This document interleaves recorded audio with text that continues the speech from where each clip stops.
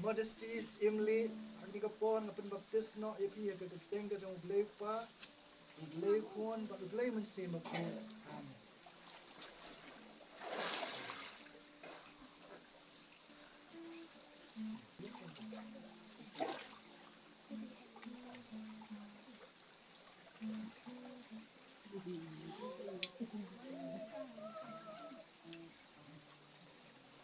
May ba kodos imli nga penbaptis no yaki ya keteng ka jong blay pa blay kon ba blay man si mako.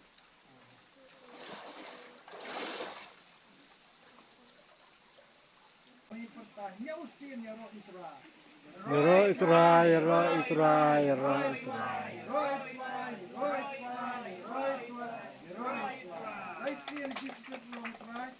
Jesus Christ long cry. Jesus Christ long cry. Jesus Christ long cry. Amen.